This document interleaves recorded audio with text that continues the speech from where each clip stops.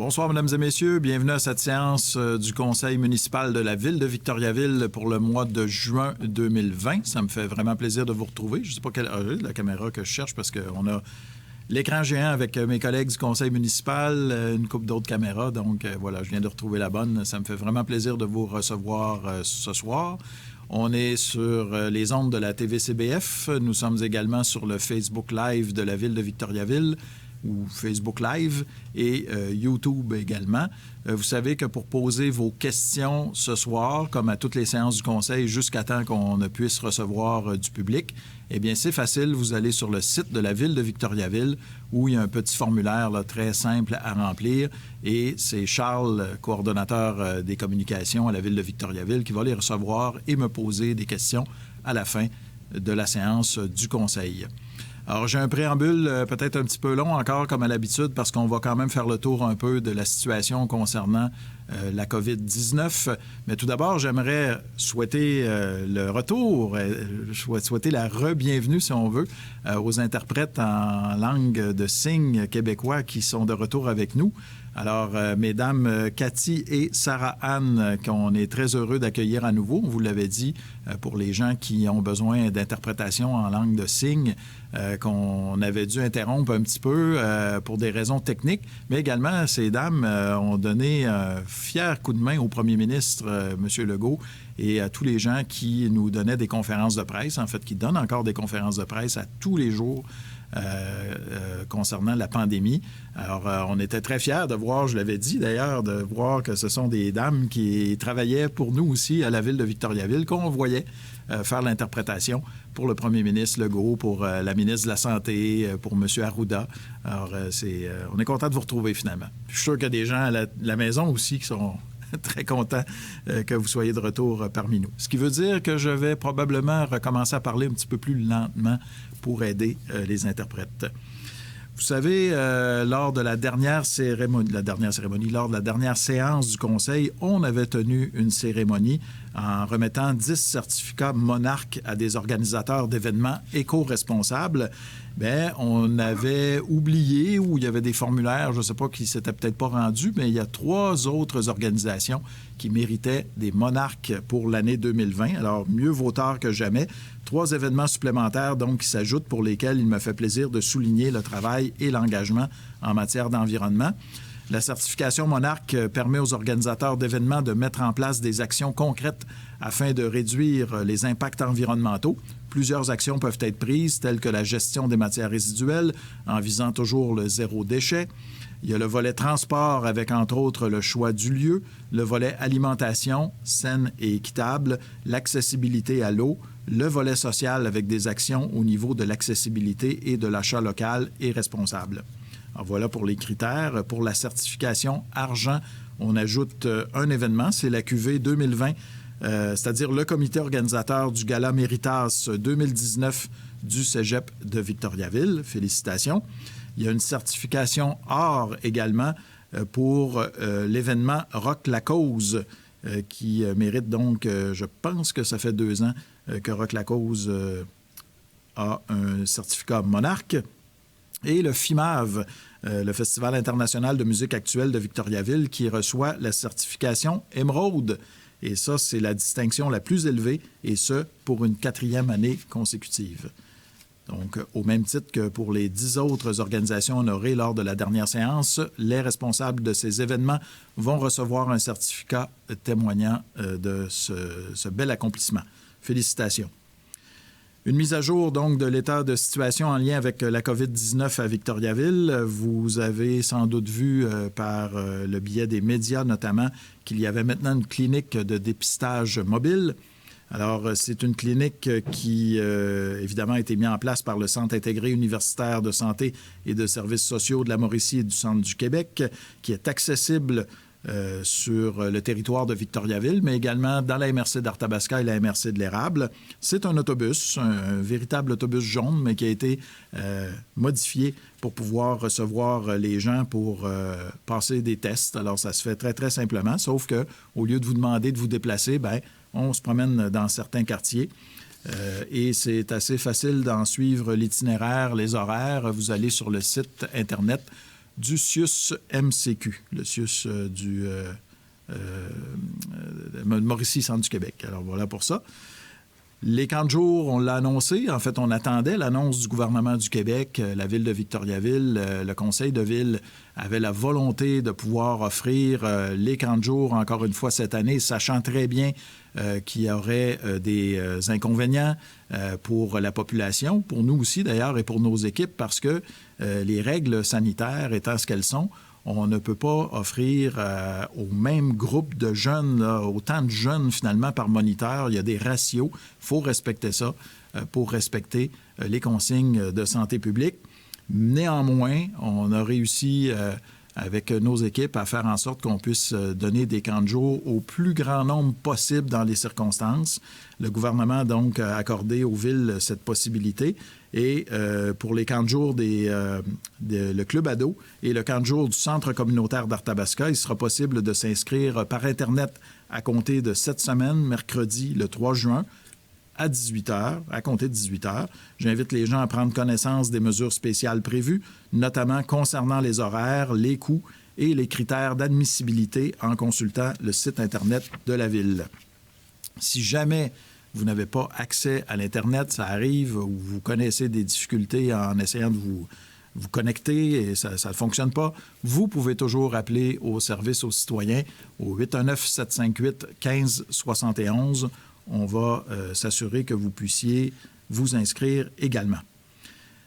Selon les nouvelles directives du gouvernement, cette fois, on parle des bibliothèques. Les bibliothèques de Victoriaville vont rouvrir graduellement à compter du 5 juin prochain. Donc ça, c'est vendredi. Le service de prêt de documents sera en fonction uniquement à la bibliothèque Charles-Édouard Mayotte. Par le biais de notre site Internet ou par téléphone, les abonnés devront, dans un premier temps, effectuer la réservation de leurs documents. Une fois leur commande prête, ils recevront un appel du personnel de la bibliothèque afin de fixer un rendez-vous pour la cueillette de ces documents. Les documents à remettre ont tous été prolongés jusqu'au 19 juin. Il est maintenant possible de retourner les documents empruntés par les chutes à livres des 2 bibliothèques. Tous les détails sont aussi disponibles sur le site Internet de la ville de Victoriaville. Aussi, depuis le 20 mai dernier, vous le savez, les terrains extérieurs de tennis, de pickleball, le skatepark extérieur, les sentiers de vélo de montagne situés au Mont Arthabasca sont de nouveau ouverts selon des consignes précises. Il y a la pétanque qui s'est ajoutée également, qui est autorisée sur le territoire. Bientôt, des jeux d'eau, piscines, modules de jeu. Alors, le gouvernement a donné son autorisation, mais on l'a plus vu par le biais des médias. Là, on est en train de regarder exactement quelles sont les directives de ce côté-là. On va vous informer, soyez sans crainte, le plus rapidement possible. Il y a aussi les parcs à chiens qui ont été ouverts sur notre territoire. On vous demande, bien sûr, mesdames et messieurs, de respecter les consignes en place quand vous allez faire profiter du plein air à votre toutou. Enfin, il est également possible d'utiliser une embarcation simple et privée sur le réservoir Baudette. Il y avait une pancarte là, qui disait qu'il n'y avait aucune embarcation qui était autorisée.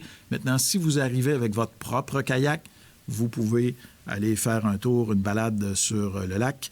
En effet, la santé publique l'autorise si la personne utilise son propre équipement. Alors, le prêt d'embarcation demeure fermé jusqu'à nouvel ordre. Ça aussi, on va vous tenir informé lorsqu'il y aura des changements de ce côté-là.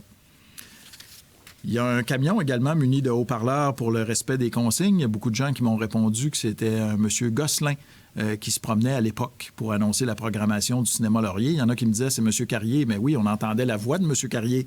Mais le M. Gosselin en question, lui, se promenait avec son véhicule dans les rues de la ville pour annoncer la programmation. Il y avait à l'époque le cinéma, mais il y avait également le cinéparc. Et là, c'est tout simplement pour vous rappeler le respect des consignes. L'idée derrière ça, c'est qu'on se dit qu'avec le beau temps maintenant, de plus en plus de gens vont sortir. Il y a de plus en plus de gens qui vont aller dans nos parcs. Et également, peut-être qu'il y a des gens qui vont passer leurs vacances plus à Victoriaville. Alors, ça risque de faire beaucoup de monde des fois aux mêmes endroits. On veut juste, par ce véhicule-là, faire le rappel de façon tout à fait sympathique. Là, c'est pas des ordres qu'on donne nécessairement, mais des recommandations pour faire en sorte que les gens se rappellent bien des consignes à suivre. Je nommerai pas la municipalité, mais j'ai vu une autre ville où il y avait un tel véhicule qui se promenait. C'était un véhicule de police en plus, mais c'était assez sec comme ordre, comme indication. Alors, on préférait, nous, avoir une petite musique, puis il y a même une petite fille qui donne les directives. Alors, c'est plus sympathique, disons-le, comme ça, que ce que j'ai vu ailleurs. Oui, toujours au sujet de la COVID, vous avez peut-être vu que certaines municipalités qui ont eu des initiatives, alors mes collègues et moi, on lit les réseaux sociaux, puis on se dit, bon, ce qui se passe dans notre ville, comment ça se fait que Victoriaville ne le fait pas?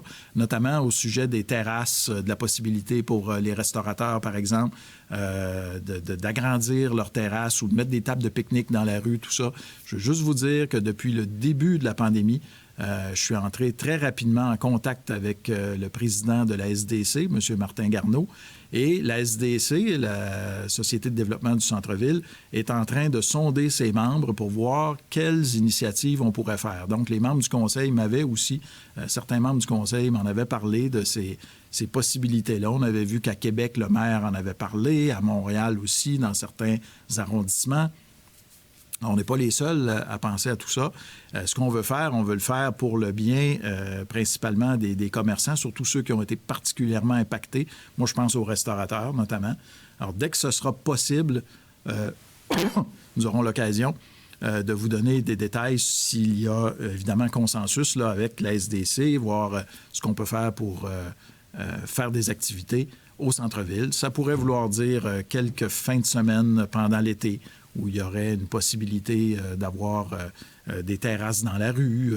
Peu importe, nous, on a dit aux commerçants qu'on était très ouverts à faire en sorte qu'on puisse leur donner un coup de main du côté économique, mais aussi à notre population, faire en sorte qu'elle aussi, malgré les distanciations, la distanciation physique à respecter, etc., bien, on a la preuve qu'on est capable de sortir quand même, on est capable de vaquer à nos occupations, on est capable de s'amuser aussi, c'est possible de le faire, tout en respectant cela. Donc, le Conseil est très, très à l'écoute des besoins des gens de la Ville et nous allons vous faire des annonces dans ce sens-là dès que nous en aurons l'occasion.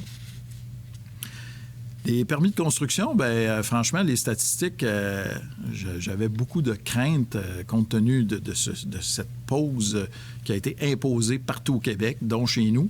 Repartir ça, on sait que dans le milieu de la construction, ils ont quand même eu la permission, peut-être un petit peu plus rapidement que d'autres secteurs d'activité, de recommencer, mais on se disait, le ralentissement est peut-être là pour plusieurs mois, mais le mois de mai a été très bon. Le nombre de permis en mai cette année est de 234 comparativement à 236 l'an dernier. Le nombre de logements créés, 23 cette année comparativement à 26 l'an dernier. Alors, vous voyez que c'est très similaire, sauf que la valeur déclarée est plus élevée cette année.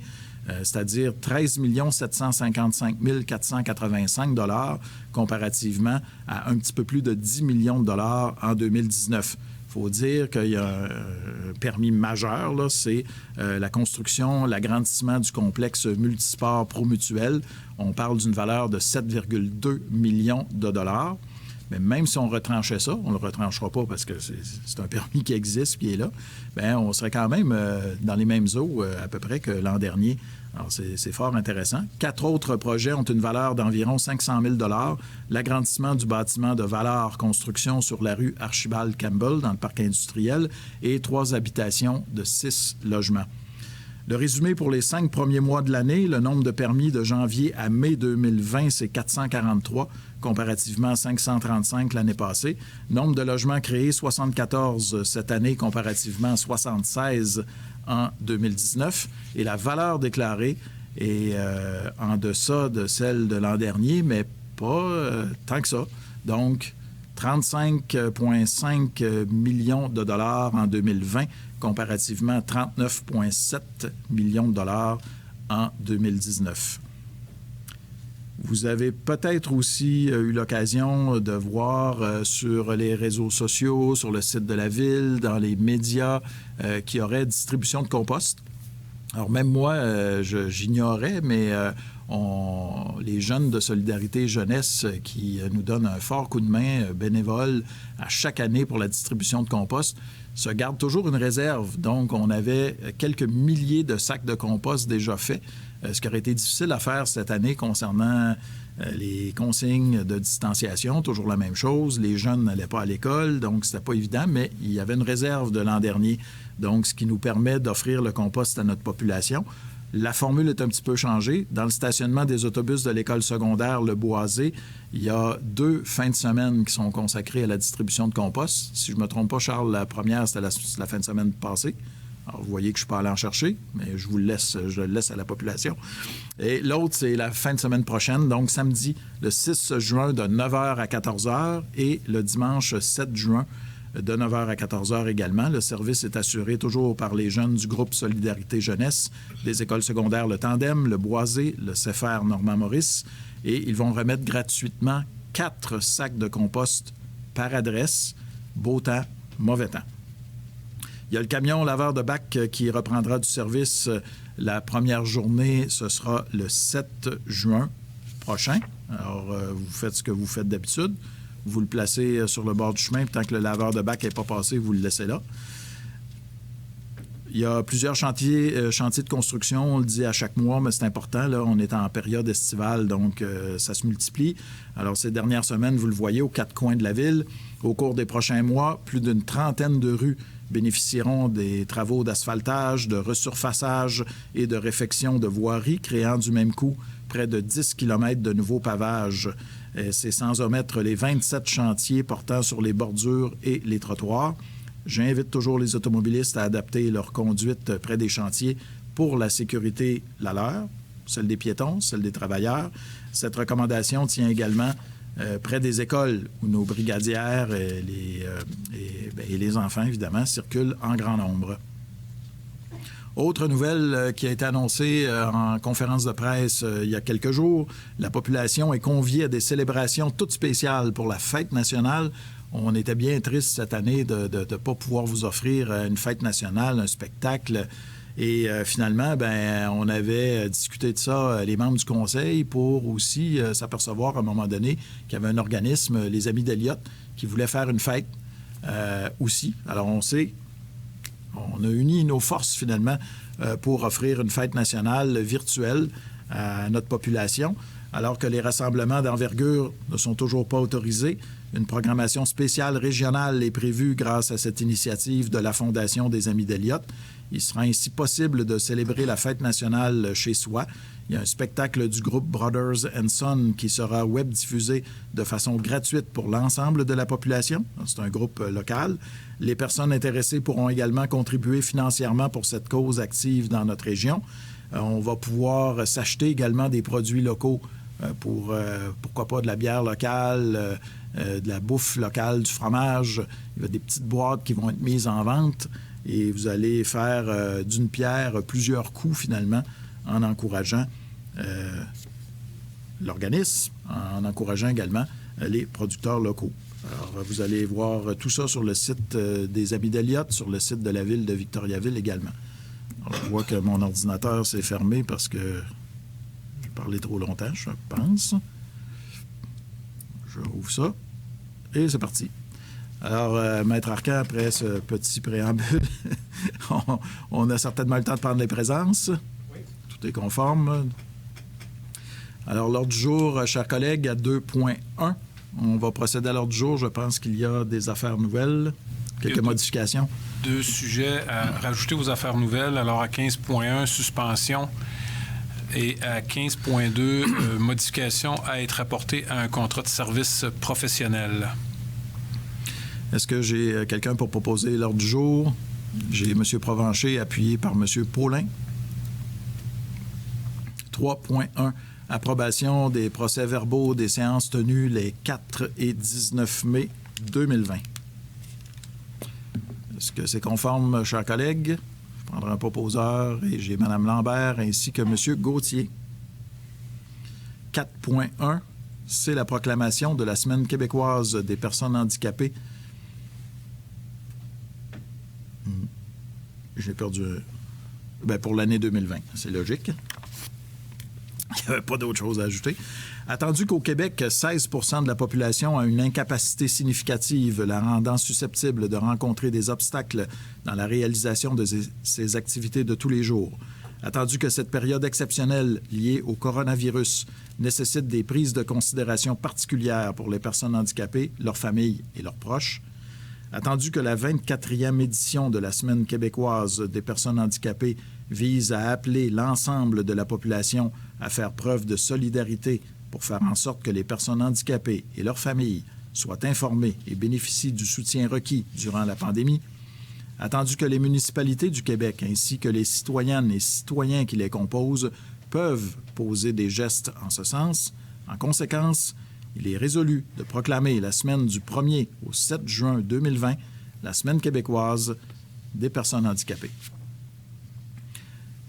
Je prendrai un proposeur, M. Paulin, appuyé par M. Poisson.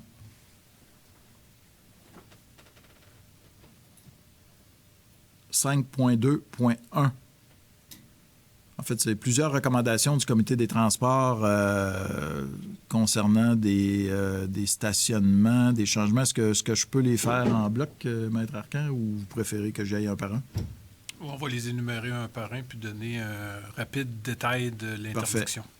Parfait. 5.2.1, recommandation du Comité des transports visant à implanter une zone de débarcadère sur une partie de la rue Saint-Paul. Alors, la zone de débarcadère d'une durée de 15 minutes sur la rue Saint-Paul, côté impair, sur une distance d'environ 7 mètres, et ce, face à l'immeuble du 40 rue Montfaite. Proposeur,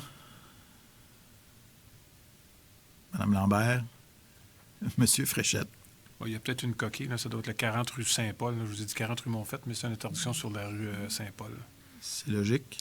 Vous allez vérifier, M. Arcan? Oui, faire la correction. 5.2.2, recommandation du Comité des transports visant à interdire le stationnement en tout temps sur une partie de la rue de Bigarré.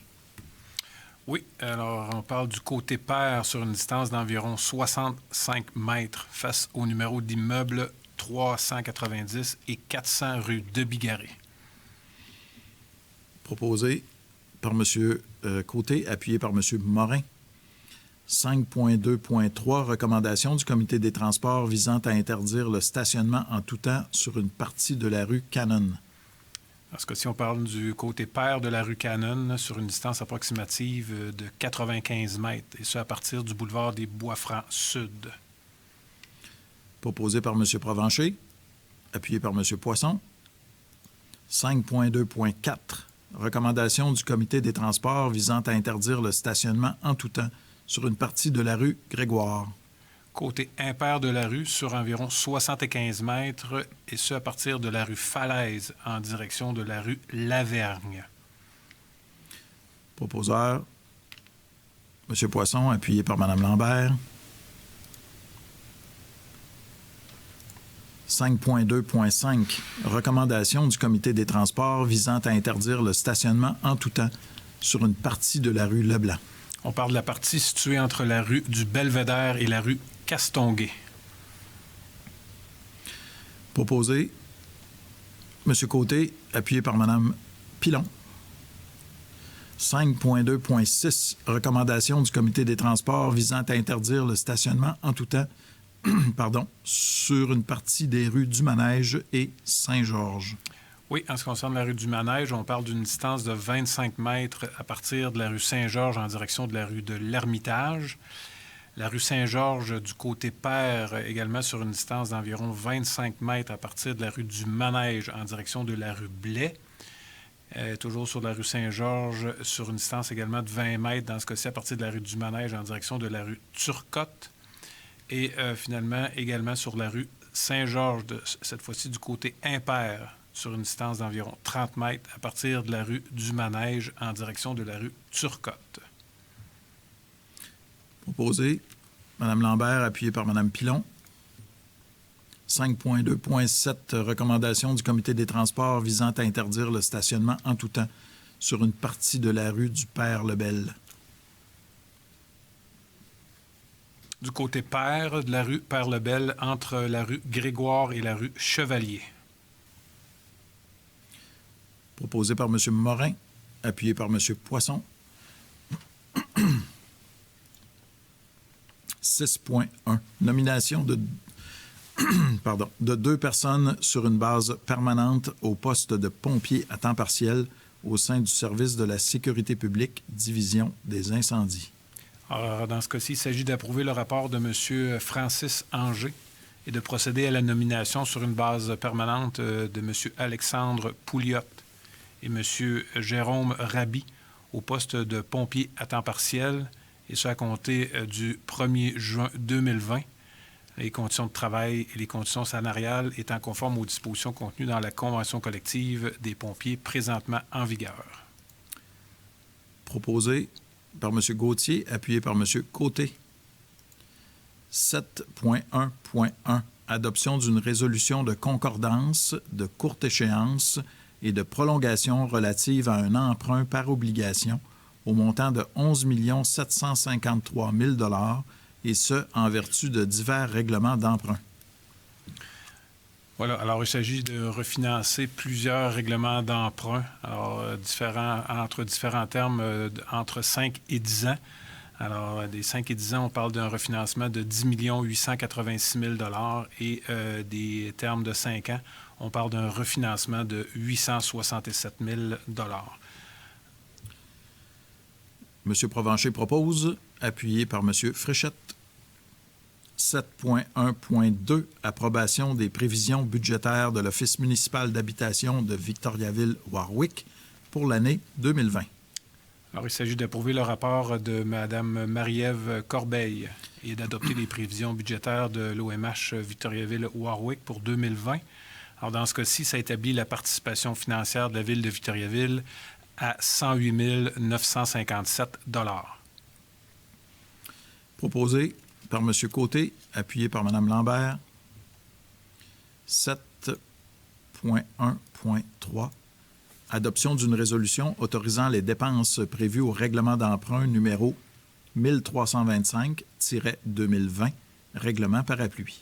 Alors, ce sont les règlements parapluies dont nous avons finalement obtenu, M. le maire, l'autorisation, l'entrée en vigueur par le ministère des Affaires municipales le 14 mai. Donc, à même ces règlements parapluies-là, il y a lieu d'autoriser les dépenses énumérées. Là. Alors, on parle d'un mini-chargeur, d'acquisition de chariots élévateurs, de tracteurs à pelouse, d'un abri, de travaux au garage municipal, ainsi que de l'ajout de lumière au terrain de beach volley, le tout pour un montant de 327 000 $. Est-ce que j'ai un proposeur? J'ai M. Poisson, appuyé par M. Gauthier. 7.1.4. Adoption d'une résolution autorisant les dépenses prévues au règlement d'emprunt numéro 1326-2020, règlement parapluie.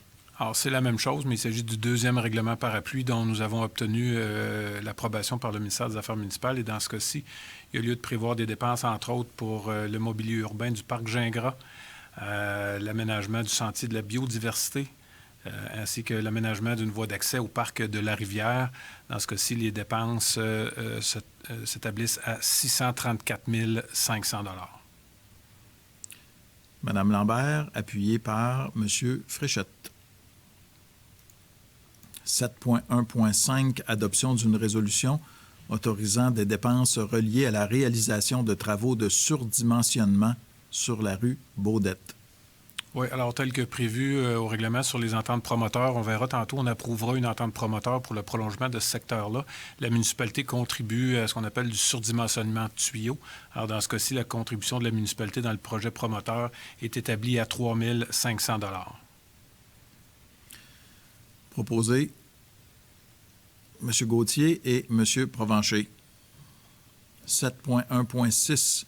Adoption d'une résolution autorisant les modifications de l'affectation des activités de fonctionnement et de l'excédent de fonctionnement de la municipalité. Oui, alors il s'agit de ce qu'on appelait communément des variations budgétaires, M. le maire. Alors dans ce cas-ci, il s'agit d'ajustements demandés pour permettre de compléter le projet d'accès de système de contrôle à l'aéroport André Fortin, ainsi que des ajustements demandés pour permettre la finalisation du projet de mise à niveau intérieur du pavillon Jean Béliveau. Proposé, Mme Lambert, M. Gauthier. 7.1.7 liste des comptes pour le mois de mai 2020, totalisant 5 488 096 $ et 81 sous. Est-ce que j'ai un proposeur? M. Gauthier, appuyé par Mme Pilon. 8.1.1 projet d'acte à intervenir entre la Ville de Victoriaville et Hydro-Québec relatif à l'établissement d'une servitude pour l'installation de bornes de recharge pour véhicules électriques et leurs équipements connexes et des infrastructures civiles et électriques accessoires. Alors, il s'agit d'une servitude à consentir à Hydro-Québec. Monsieur le maire, on est à actualiser certains projets qui datent de plusieurs années. C'est lors de l'aménagement des bornes de recharge situées dans le stationnement de Bigarré. Alors, Hydro-Québec a dû faire certains branchements, entre autres non loin de la bibliothèque, située de l'autre côté de Bigarré. Alors, il s'agit de consentir des servitudes à Hydro-Québec pour permettre l'entretien de l'installation électrique nécessaire à l'alimentation de ces bornes de recharge. Proposé par M. Morin, appuyé par M. Fréchette. 8.1.2 renouvellement de l'entente entre la Ville de Victoriaville et la Société protectrice des animaux, l'Arthabasca, SPAA, relative à l'application de la réglementation concernant les animaux sur le territoire de la Ville de Victoriaville.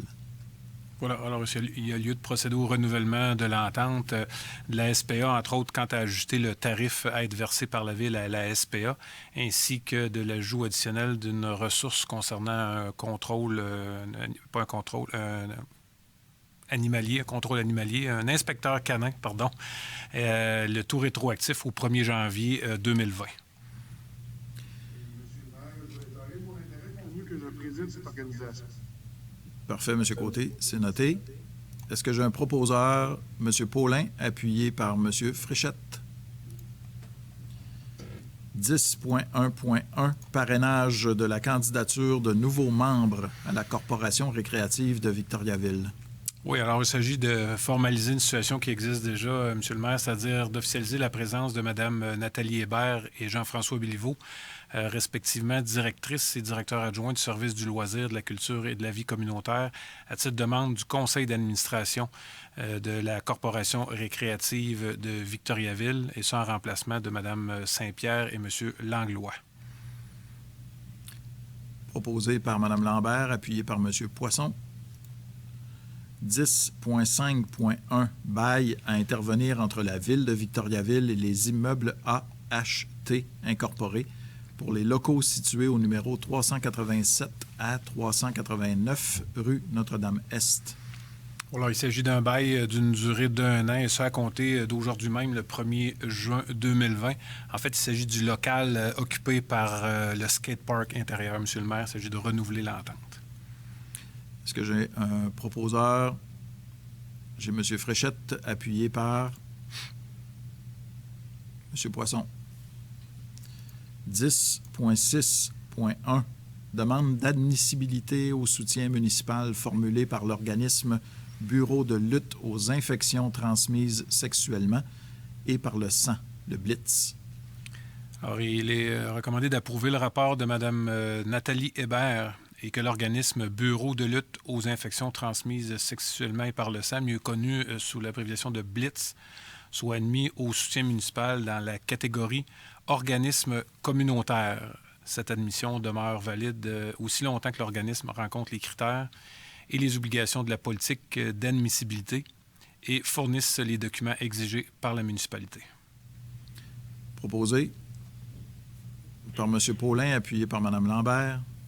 10.6.2 demande d'admissibilité au soutien municipal formulé par l'organisme Association Disc Golf Centre du Québec. Alors, il s'agit également d'une deuxième demande de soutien d'admissibilité. Alors, dans ce cas-ci, pour l'association Disc Golf Centre du Québec, il est recommandé qu'il soit admis au soutien municipal dans la catégorie organisme sportif. Toutefois, dans ce cas-ci, c'est une admissibilité temporaire pour une durée de 1 an. Proposeur,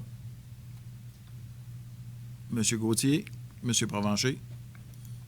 10.6.3, recommandation du comité d'analyse de soutien aux partenaires concernant des demandes d'aide financière. Oui, alors ce mois-ci, pour un seul organisme, il s'agit de l'Association sportive Le Laurier de Victoriaville pour un montant de 5 000 $. Proposeur, M. Poisson, appuyé par M. Fréchette. 11.3.1, adoption du rapport d'activité 2019 dans le cadre du schéma de couverture de risque de la MRC d'Arthabasca à être présenté au ministère de la Sécurité publique. Oui, alors, schéma de couverture de risque qui est entré en vigueur le 23 mars 2009 et conformément à l'article 35 de la loi sur la sécurité incendie qui oblige toute municipalité locale d'adopter et transmettre annuellement au ministre de la Sécurité publique un rapport d'activité pour l'exercice précédent. Alors, il est recommandé d'approuver le rapport d'activité 2019 de M. Martin Leblond, directeur du service de la sécurité publique à la ville de Victoriaville, et à être présenté au ministère de la Sécurité publique dans le cadre du schéma de couverture de risque de la MRC d'Arthabasca. J'ai M. Provencher qui propose, appuyé par Mme Lambert. 12.1.1, soumission reçue en vue de l'exécution de travaux de scellement de fissures sur diverses rues de la municipalité pour l'année 2020.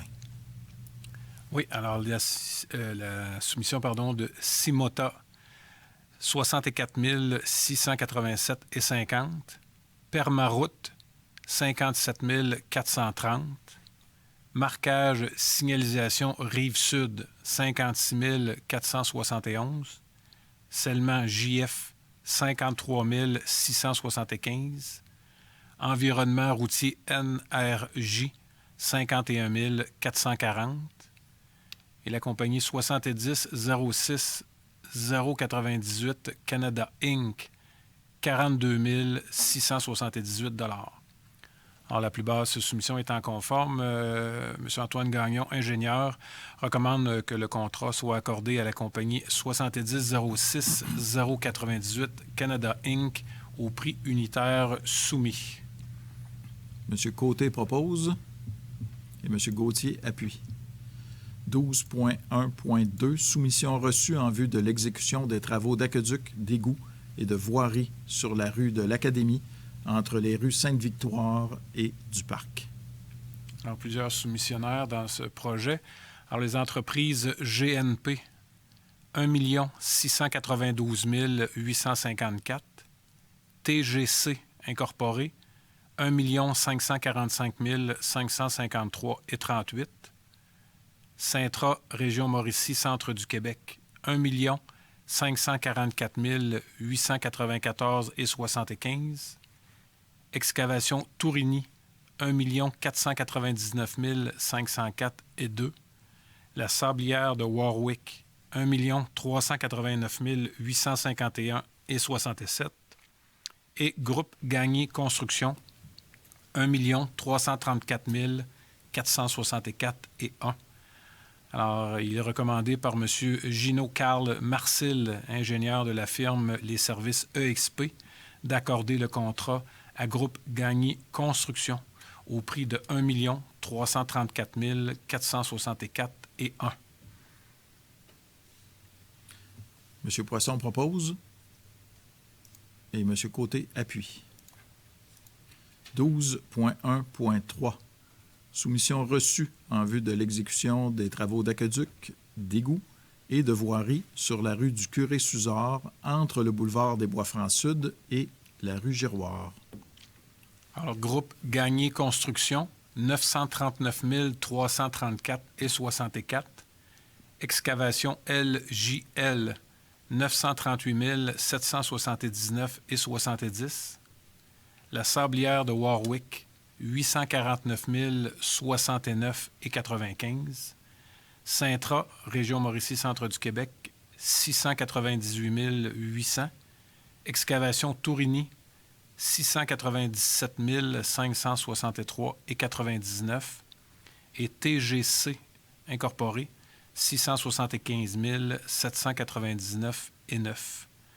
Alors, il est recommandé par M. Carl Jutras, ingénieur de la firme EXP, d'accorder le contrat au plus bas soumissionnaire conforme, soit TGC Incorporé, au prix unitaire soumis de 675 799,09 $. M. Provencher propose.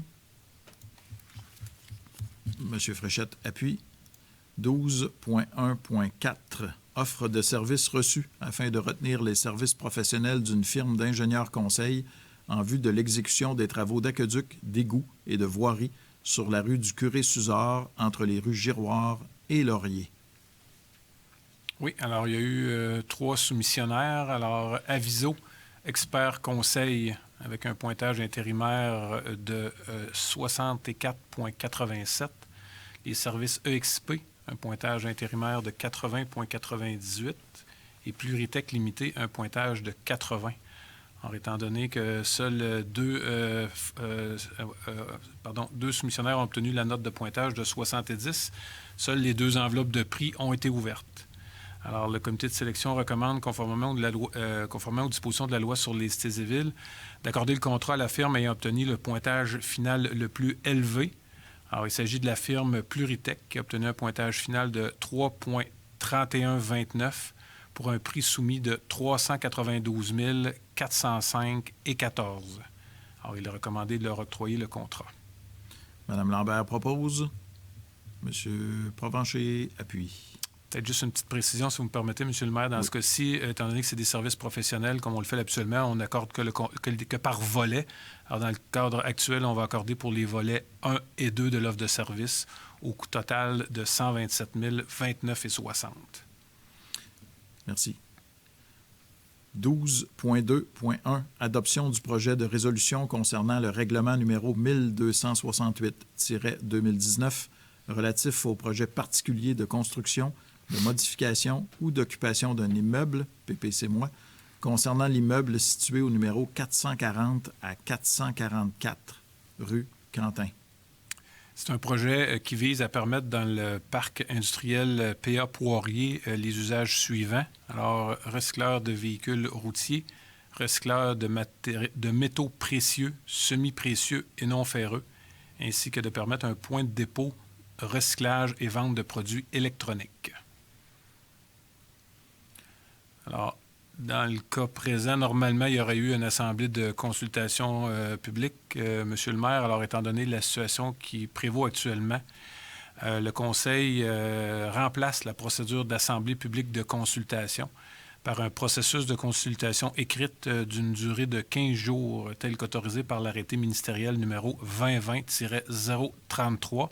Alors, les avis publics seront diffusés en ce sens pour bien expliquer la nouvelle procédure à la population. Est-ce que j'ai un proposeur? Mme Pilon et M. Gauthier. 12.3.1, demande, en fait, j'ai 3 demandes de dérogation. La première, 12.3.1, demande de dérogation mineure concernant l'immeuble situé au numéro 10, avenue Pidis. Oui, alors c'est une demande de dérogation mineure qui a été formulée par le groupe Vivaco.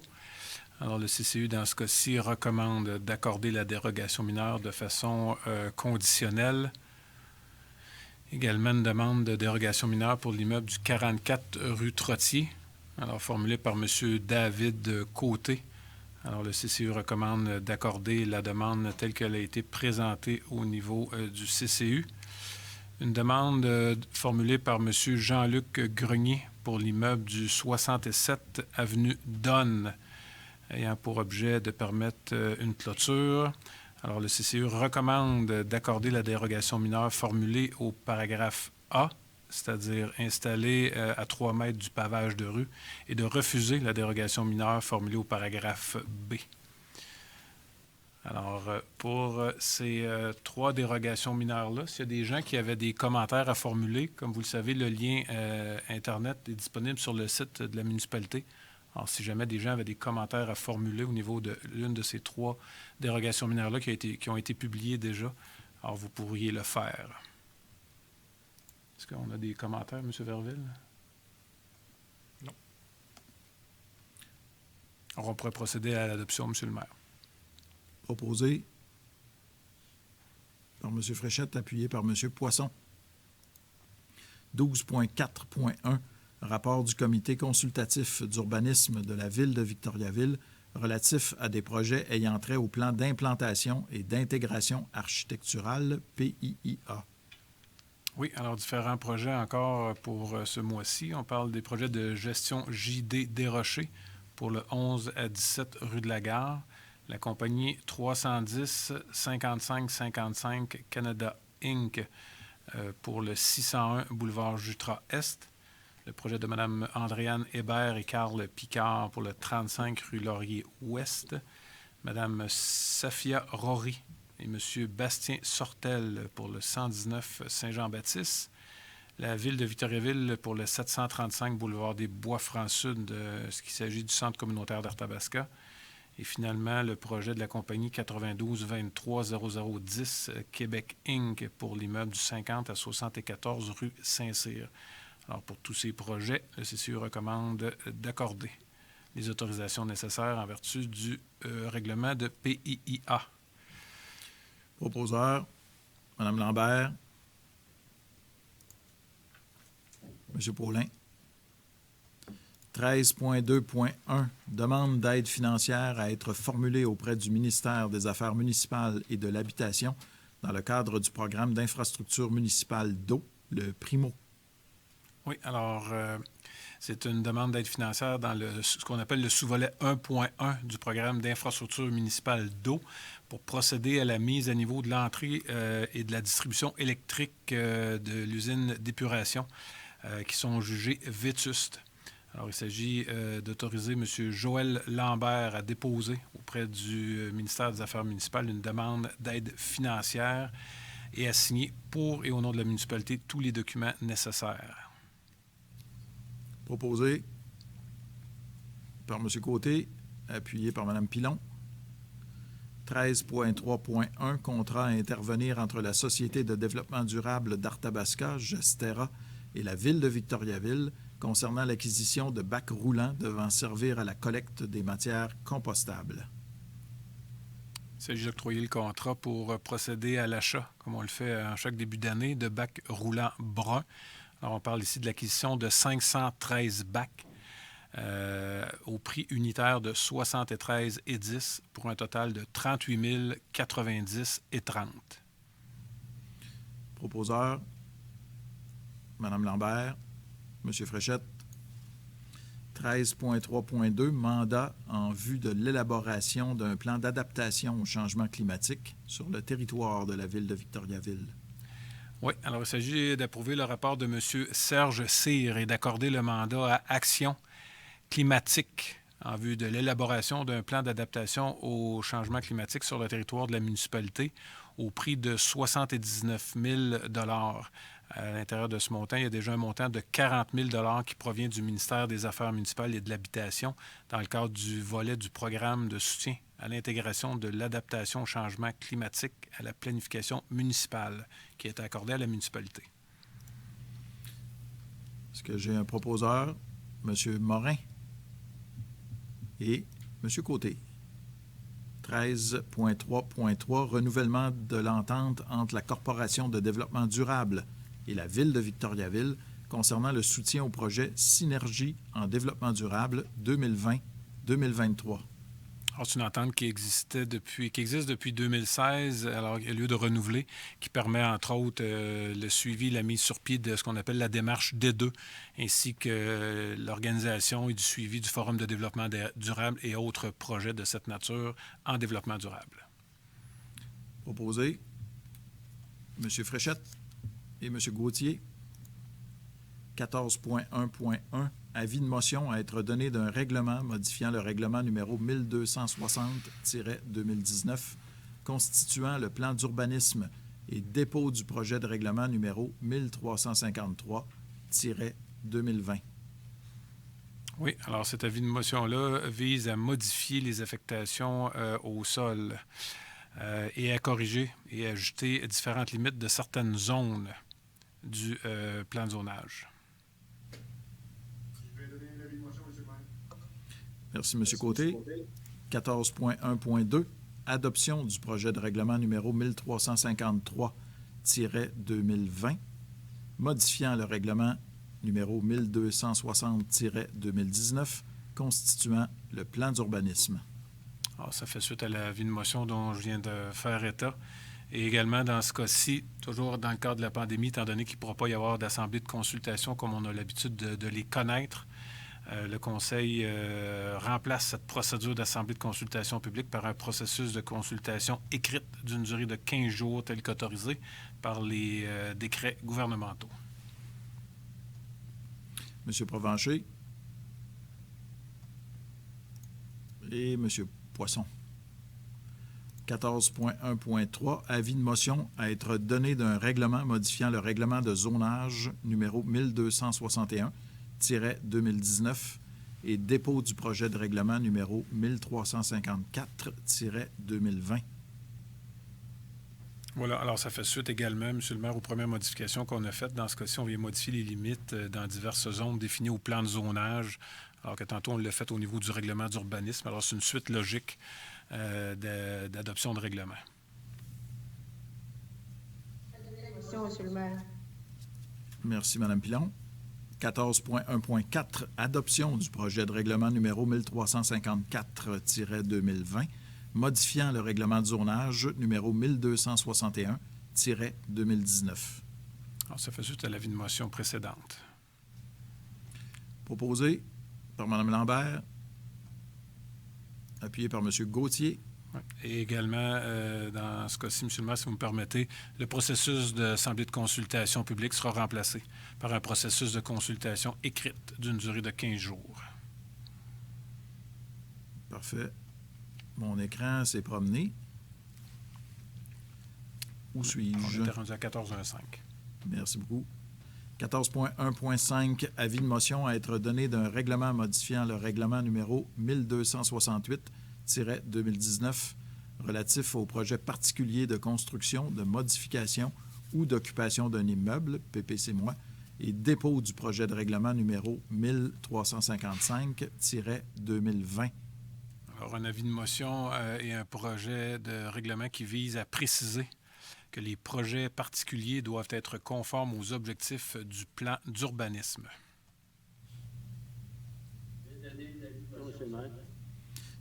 Merci, M. Morin. 14.1.6, adoption du projet de règlement numéro 1355-2020, modifiant le règlement numéro 1268-2019, relatif au projet particulier de construction, de modification ou d'occupation d'un immeuble, PPC-moi. Alors, c'est toujours suite à l'avis de motion dont on vient de faire état. M. Côté propose et M. Provencher appuie. 14.1.7, avis de motion à être donné d'un règlement modifiant le règlement de zonage numéro 1261-2019 et dépôt du projet de règlement numéro 1356-2020. Projet de règlement qui vise à permettre la vente au détail de nourriture pour animaux domestiques dans la zone agro-commerciale AC 917, composée d'immeubles situés de part et d'autre de la rue Notre-Dame-Ouest entre les numéros 1985 et 2540. J'avais donné l'avis de motion, M. le maire. Merci, M. Gauthier. 14.1.8, adoption du projet de règlement numéro 1356-2020, modifiant le règlement de zonage numéro 1261-2019. Alors, ça fait également suite à l'avis de motion. Et à nouveau, dans ce cas-là, M. le maire, il s'agit de remplacer l'Assemblée publique de consultation par un processus de consultation écrite. Proposé par M. Gauthier, appuyé par M. Poisson. 14.1.9, avis de motion à être donné d'un règlement modifiant le règlement numéro 1333-2020, établissant le programme d'aide financière pour la rectification des raccordements inversés et dépôt du projet de règlement numéro 1357-2020. Alors, l'objectif du projet de règlement, en fait, M. le maire, est de déplacer un peu la période au cours duquel les gens ont l'obligation de se conformer. Alors, actuellement, on prévoit que la période était de 2020 à 2023. Alors, le projet de règlement vise à déplacer cette obligation-là pour de 2021 à 2024, connaissant les enjeux actuels que l'on vit. Monsieur le maire. M. Paulin donne l'avis de motion. Merci. 14.1.10. Avis de motion à être donné d'un règlement modifiant le règlement numéro 1111-2015, décrétant la tarification des biens, des services et des activités de la Ville et dépôt du projet de règlement numéro 1358-2020. Oui, dans ce cas-ci, on vise à modifier l'annexe 3, qui est l'annexe relative aux services du loisir, de la culture et de la vie communautaire, et plus particulièrement quant à la tarification des services d'animation estivale. Une motion, Monsieur le maire. Puis-je poser une question à Maître Arcan? C'est pas habituel, mais allez-y. Alors, Maître Arcan, comme c'est pas habituel, et puis je m'excuse de ma question, qui j'espère ne vous semblera pas trop innocente, mais c'est la première fois en 7 ans que je me retrouve en désaccord avec un projet de règlement, et je me demandais si je devais inscrire d'ores et déjà mon opposition, puisque l'avis de motion est déposé, ou je dois attendre le vote qui se déroulera le 22. Ce sera lors de l'adoption du règlement, M. Paulin. Merci, Maître Arcan. M. Provencher a présenté l'avis de motion. 14.1.11, adoption du règlement numéro 1350-2020, modifiant le règlement numéro 1314-2019, relatif à la circulation, au stationnement, à la sécurité et à l'usage des voies publiques et des véhicules routiers. Alors, ça fait suite à l'avis de motion qui a été déposé la dernière séance, qui vise, entre autres, à adresser certains secteurs à sens unique ainsi que des zones de 40 km/h. J'ai apporté toutefois une petite précision dans une des annexes concernant les zones de vitesse. Il y a une erreur qui s'est glissée dans une des cartes, entre autres pour la rue Cartier, entre la rue Cartier et la rue Renault. Dans l'avis de motion qu'on a adopté le mois dernier, c'était 40 km/h alors qu'on aurait dû y lire 30 km/h. Alors sinon, il n'y avait pas d'autres modifications. Ce que je comprends, c'est qu'il faut lire 30 km/h pour une section de la rue Pépin. Exact, au lieu de 40. Est-ce que j'ai un proposeur? J'ai M. Côté, appuyé par M. Gauthier.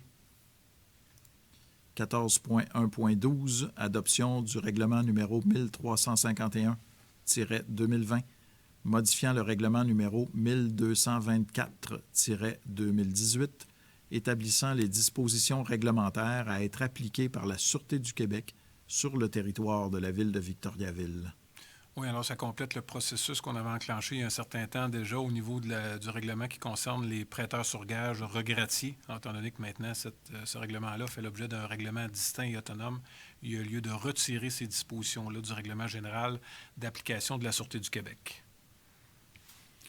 Proposé par Mme Lambert, appuyé par M. Provencher. 14.1.13, adoption du règlement numéro 1352-2020, modifiant le règlement numéro 1222-2018, décrétant l'emprunt des sommes nécessaires en vue de financer l'exécution des travaux d'aqueduc, d'égouts et d'infrastructures sur diverses rues. Voilà, alors ça vient modifier le règlement d'emprunt concernant le secteur du parc Cormier tel que l'avis de motion a été déposé le mois dernier. Et étant donné qu'il y a une journée d'enregistrement qui devra être tenue pour ce règlement d'emprunt-là, et étant donné qu'on ne peut tenir de journée d'enregistrement étant donné la situation actuelle, alors il est également convenu que la Ville remplace la procédure d'enregistrement des personnes habiles à voter par un processus de consultation écrite d'une durée de 15 jours, toujours tel qu'il est autorisé par l'arrêté ministériel numéro 2020-033. Proposé, M. Fréchette, appuyé par quelqu'un, Mme Lambert. 14.2.1, adoption d'une résolution visant à remplacer la procédure d'enregistrement des personnes habiles à voter pour le règlement d'emprunt numéro 1343-2020 par un processus de consultation écrite. Voilà. Alors, j'ai fait quelques fois, je le mentionne déjà ce soir, lorsqu'on a adopté ce règlement d'emprunt-là, le décret dont on fait mention avait pas été adopté, M. le maire. Alors, la Ville peut se prévaloir de ce nouveau processus-là en adoptant une résolution. Parfait. Est-ce que j'ai quelqu'un pour en faire la proposition? M. Côté, appuyé par Mme Pilon. 14.2.2. Entente à intervenir entre la Ville de Victoriaville et le promoteur, la compagnie 9182-1512 Québec Inc., en vue du prolongement de la rue Baudette. Voilà. Alors, il s'agit d'une entente complémentaire et nécessaire afin d'autoriser l'ajout d'une quote-part pour un propriétaire bénéficiaire dû à un changement de lotissement et d'une transaction immobilière qui n'a pas eu lieu. Alors, il s'agit d'adopter le rapport de M. Jean-François Morissette, pas conditionnellement, mais conformément au règlement 1044-2013. Proposé par M. Provencher, appuyé par M. Poisson. On passe aux affaires nouvelles, la 15.1, suspension d'un employé municipal. M. Poisson, M. Paulin. 15.2, modification à être apportée au contrat des services professionnels d'ingénierie dans le cadre de l'exécution des travaux d'aqueduc, d'égouts et de voirie sur la rue de l'Académie, entre les rues Sainte-Victoire et du Parc. Oui, alors il s'agit d'adopter l'avenant numéro 1 au contrat de services professionnels d'ingénierie accordé à la firme Les Services EXP. Avenant numéro 1 qui vient préciser la surveillance des travaux avec résidence pour un montant de 74 244 $. M. Côté et M. Gauthier. 16.1, intervention des membres du conseil municipal. Je crois que M. Paulin, vous vouliez partager quelque chose avec nous. Bien oui, Monsieur le maire, merci. On est en pleine semaine québécoise des personnes handicapées et vous l'avez souligné par la proclamation en début de séance et je vous en remercie, Monsieur le maire. Je voudrais souligner à mon tour la présence des interprètes en LSQ et remercier la Ville de Victoriaville de son engagement en matière d'inclusion des personnes handicapées. Vous savez, cette présence, bien qu'anodine, a été une prouesse technique de nos équipes municipales et je voudrais remercier le service des communications et le service de l'informatique, ainsi que notre partenaire de la TVCBF qui permettent justement cette inclusion par des petits gestes qui cadrent très bien avec le thème de la semaine des personnes handicapées 2020, puisque c'est le thème « Chaque geste compte ». Cette semaine, j'invite la population de Victoriaville, du centre du Québec et puis peut-être de la planète si on est regardé via Internet, à poser des petits gestes au quotidien pour faciliter l'inclusion de toutes les personnes qui vivent avec un handicap. C'est important, nous sommes une société inclusive. Alors, bonne semaine québécoise des personnes handicapées 2020. Merci beaucoup, M. Paulin. Quelqu'un d'autre qui aurait quelque chose à partager? M. Fréchette? C'est une surprise. Là. Vous n'aviez pas dit. À vous la parole. Oui, M. le maire, c'est une belle surprise, mais parce que je viens juste de recevoir moi aussi une surprise. Ça s'appelle Pop, la boîte découverte. Donc, c'est Tania Morin de WN Événements qui a eu cette merveilleuse idée où c'est que, en fait, à chaque début de mois, je peux me procurer une boîte à découverte. Donc, elle met à l'intérieur des produits régionaux que je ne sais pas exactement ce que je vais recevoir d'un mois à l'autre. Donc, ce mois-ci, là, j'ai reçu quelques produits. Donc, c'est une belle découverte, une belle initiative pour faire la promotion de nos producteurs locaux. Si vous allez voir sur leur page Facebook, il va y avoir une troisième boîte découverte qui va avoir lieu pour la fête des pères. Donc, c'est une belle occasion souligner la fête des pères, mais tout en encourageant nos producteurs locaux. Donc, vous pouvez aller voir sur leur site Internet ou sur la page Facebook de WN Événements. Donc, merci à Tania Morin pour cette belle initiative. Enfin, je vous écoute, là, parce que vous avez déjà commandé votre cadeau de fête des pères. Oui, exactement. J'ai vu que ma femme était suivait le fil d'actualité de notre Facebook. Donc, le message est passé. Nous donnons ça quelques-uns des cadeaux que tu as eus, là. Bien, j'ai reçu de nouveau de la miellerie. King. Pépille gustative d'une épice ici. Ouais, écoute, souper quasiment après ce soir. Souper quasiment après. Les petites galettes, déjà, ils ont trouvé preneur. Puis mon garçon, il a très hâte là, que je fasse l'annonce parce qu'il veut ouvrir le petit sachet ici, la boucane. Donc, la viande séchée. Donc, dès que le conseil est terminé, ben, j'ai mon petit garçon qui va mettre la main dessus. Donc, ce qui est intéressant, c'est vraiment une découverte. On ne sait pas ce qu'on va avoir en juin, mais assurément, ce mois-ci, c'est 320 boîtes qui ont trouvé preneur. Donc, je m'attends à encore plus de boîtes pour la fête des pères. Donc, encourageons local. Merci, Yannick. Écoutez, c'est vrai qu'il y a un paquet d'initiatives comme ça qui ont été faites compte tenu de la situation qui a été difficile économiquement pour plusieurs entreprises. Et c'est vraiment important, mais non seulement c'est important, mais les gens embarquent beaucoup dans ce type d'initiative-là. On nous le dit, les gens, les commerces où on a recommencé à les visiter, tout ça, sont épatés par vraiment la solidarité des gens de notre municipalité, des gens de la région qui ont fait en sorte parce que l'achat en ligne, là, on sait, là, il y a des gros joueurs américains là-dedans. Là. Puis tout à coup, quand les gens de chez nous là, ont commencé à dire je suis capable aussi d'offrir mes produits, ils vont les livrer eux-mêmes, tout ça, puis ils se sont aperçus que les gens avaient cette volonté-là. On a vu que le gouvernement du Québec, d'ailleurs, avec le panier bleu, en a fait la promotion. La ville de Victoriaville a donné un coup de... je dirais un coup de jeunesse, même si le projet était déjà très jeune, mais on a reparti, si on veut, acheter victo.com pour faire en sorte que nos entreprises puissent en bénéficier finalement de cette visibilité-là, puis de faire en sorte que les gens puissent les retrouver facilement, puis acheter local. Bravo. Moi, je remercie la population notamment d'y penser. Alors, merci, mesdames, messieurs. On va procéder maintenant à la période de questions de la part de la population. Comme je l'ai dit tout à l'heure, c'est facile. Il suffit d'aller sur le site de la Ville de Victoriaville. Vous allez trouver le formulaire. Alors, M. Verville, je ne sais pas si vous avez quelques questions pour nous. J'imagine que oui. Exactement. Monsieur le maire, en fait, deux questions portant d'abord sur l'horaire des camps de jour dont vous avez fait mention en début de séance, provenant de Joanie Bourque et André Fontaine de Victoriaville. Concernant le service de garde au parc, qui a été annulé cette année, avez-vous pensé aux familles qui travaillent au service essentiel, qui commencent à travailler à 8 heures? On parle également des heures finalement restreintes. Est-ce qu'il y a d'autres options? Donc, voici la première question.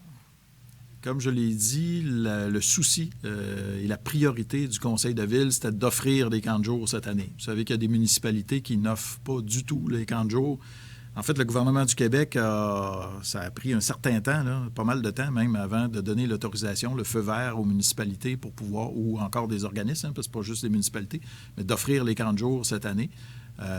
Du côté de la ville, bien, on avait cette volonté-là. On avait surtout la volonté aussi de l'offrir au plus grand nombre possible, ce qui n'était pas facile parce que compte tenu des directives qui ont été qui sont obligatoires de la part de la santé publique, on sait il y a des restrictions en termes de nombre de jeunes qui peuvent être présents par moniteur. Alors, c'est tout ça qu'on a travaillé. Pour ce qui est du service de garde, on est en train de regarder avec les membres du conseil et les membres de l'équipe. Mais pour l'instant, c'était 8h30 l'heure de départ. Et aussi, sur l'heure du midi, on gardait les enfants. Parce qu'auparavant, je pense que les enfants pouvaient aller manger chez eux, tout ça, mais avec l'histoire des contacts. Alors ça, c'est nouveau cette année. Sur l'heure du midi, on va garder les enfants au camp de jour. Ce qu'on veut, c'est que les enfants restent le plus possible avec les mêmes moniteurs également. Et qu'il n'y ait pas un grand rassemblement d'enfants non plus. Alors, on va regarder ce qui est possible de faire.